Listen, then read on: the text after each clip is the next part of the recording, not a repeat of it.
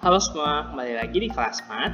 Nah, hari ini kita akan mempelajari tentang statistika, yaitu tentang ukuran pancaran. Nah, pertama kita harus tahu dulu tentang kuartil. Apa itu kuartil? Jadi kuartil adalah nilai-nilai yang membagi data yang telah diurutkan ke dalam 4 bagian yang sama besar. Nah, jadi ada 3 kuartil. Yang pertama adalah kuartil pertama, adalah nilai tengah antara nilai terkecil dan median dari kelompok data. Nah, biasanya dia disebut juga sebagai kuartil bawah atau Q1.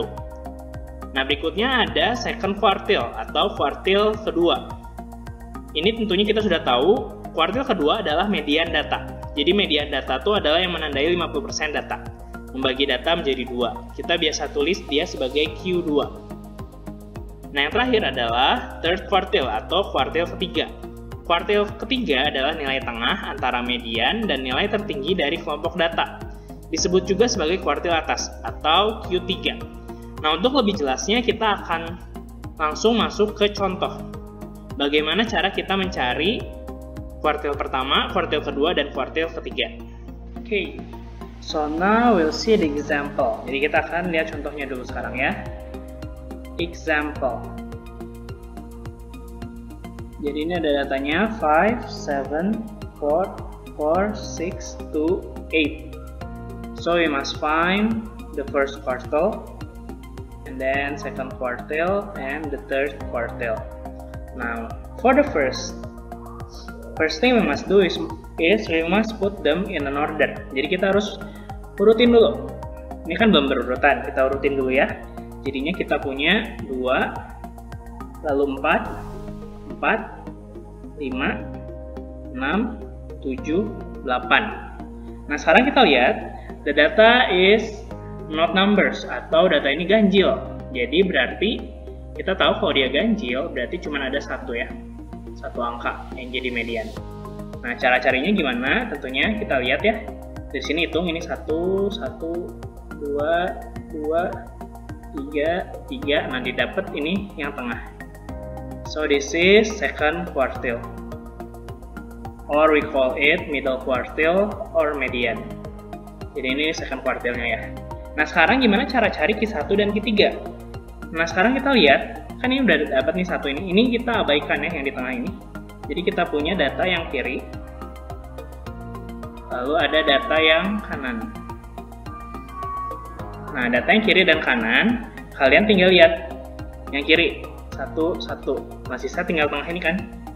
Nah, berarti ini adalah first quartile atau kuartil pertama. Nah, sekarang lihat data yang ini juga sama. Ini kita coret ya, 1, 1. Berarti tinggal sisanya tengah ini. Jadi ini adalah kuartil 3 atau third quartile. So, we can write it. The first quartile is 4. Second quartile is 5. And then the third quartile is 7. Jadi itu caranya.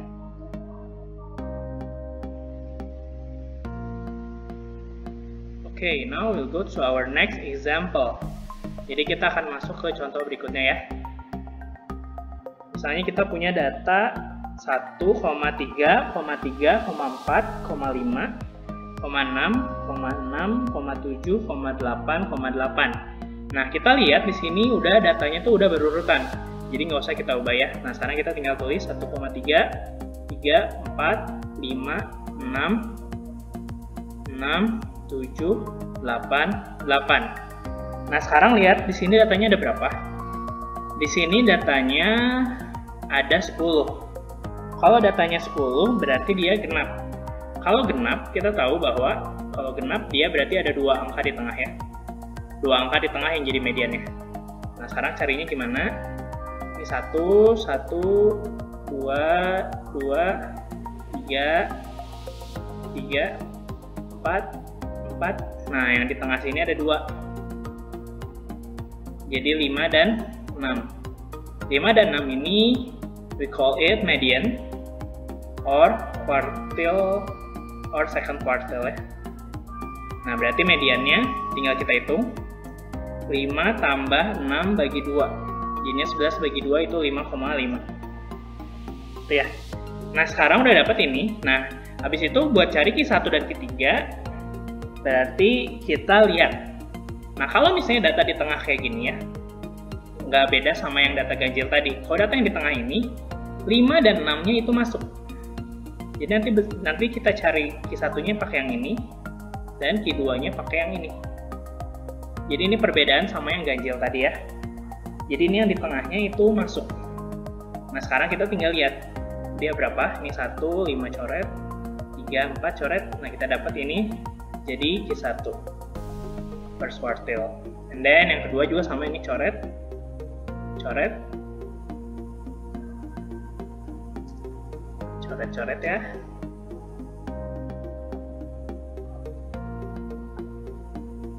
Sorry, bentar. Yang segini ya. Jadi udah. Ini dicoret, sisa tinggal yang tengah 7 ini. This is the third quartile. Nah, jadi itu perbedaan antara yang ganjil sama yang genap. Jadi kalau yang genap kayak gini, yang tengahnya juga ikut ya. Kalau ganjil kan tadi nggak ikut. Kalau ini karena di tengahnya ada 2 angka, jadi ikut. Nah, jadi kita bisa tarik kesimpulan. Q1-nya di sini 3, Q3-nya ini 7.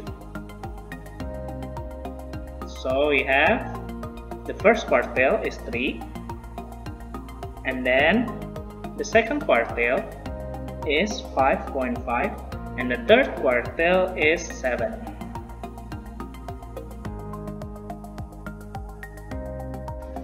Nah, setelah kita belajar menentukan kuartil 1, 2, dan 3, sekarang kita akan masuk ke ukuran pancaran.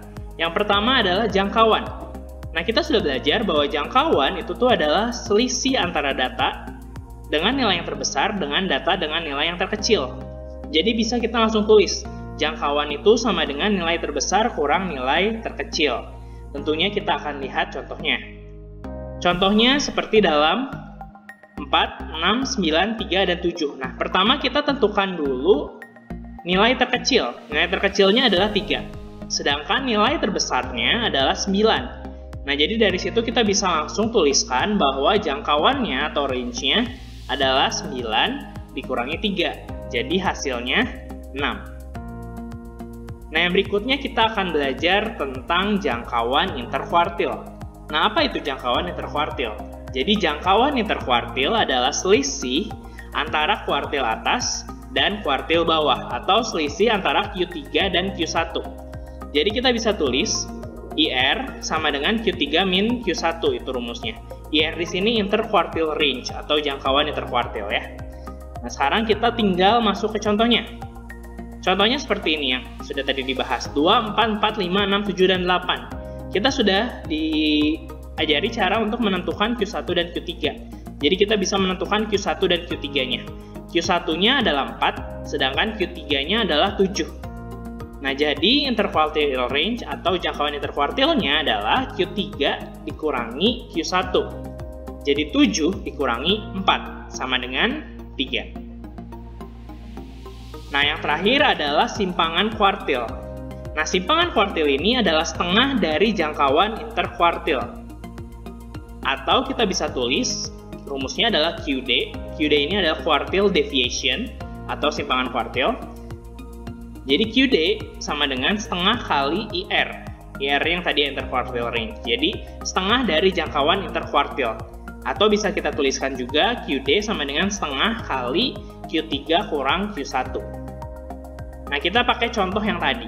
Contohnya masih sama 2, 4, 4, 5, 6, 7, 8. Jadi kita udah tahu Q1-nya 4, Q3-nya 7. Nah, berarti kita bisa cari jangkauan interquartilnya.